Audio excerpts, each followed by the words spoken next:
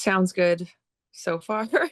However, if the laws aren't actually tough and if we don't actually hold criminals, repeat offenders where they're meant to be, it's theatrical. It's not actually providing community safety. And I think that this is the biggest issue is we don't know exactly what's in the bill yet. The details need to be released, and we need to see if it actually has the gravitas that's required to keep our communities safer. And I think that there's components missing wherein the provinces need to be pushed to build better facilities. And the two levels of government, actually all levels of government, need to work better and stop passing the buck on this because it's killing our citizens. And Kate, we have heard issues of overcrowding in jails, and which has led to the early release on bail to make room for other people. Is that one of the issues, the lack of the facilities that you were mentioning?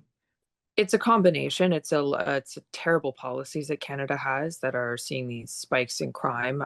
We have also had immense population increases, so we need more services. We need more hospitals. We need more prisons because more people generally means more problems, unfortunately, and we don't have the infrastructure to support this. So we need the governments to work together and just understand that the top priority, regardless of political stripe, regardless of where you stand, is community safety, and understand that the recidivism rate of criminals is extremely high. It's not everyone doing crimes all the time. It is a small subset of the population continuously getting away with doing crimes, and on we go. And here we are. I think it's a good step in the right direction. I do agree with Kate that it sounds all, great until we see the legislation introduced this week.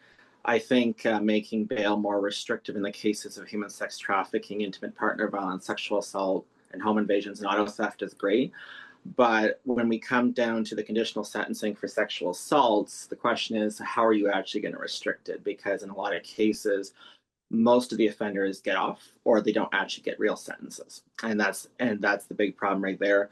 I also can agree is that the provinces have to do more with the overcrowding in the prisons. I know here in North Bay that we have a 115 capacity, but it's actually 160. So, and that's not just here in North Bay, that's across the province. And so yes, the bail reform's all good, and yes, you're going to make it more restrictive. You're going to consider their 10 years of history, like of violence, but where are you going to put them? And I think it comes down to is that the province and the federal government should start considering you know, of reforming and expanding space or starting to build new prisons. Been talking about this internally. It's about, okay, this is great. It feels like we're being listened to, but feelings and facts are two different things. And so we need to see what's actually going to happen. We need to see, we will, if the bill is to have what we believe survivors of intimate partner violence and sexual assault and human trafficking need, then we will push for unanimous support in the House. However, if it's just another placating way to say that we're doing things without action, then we'll act accordingly as well.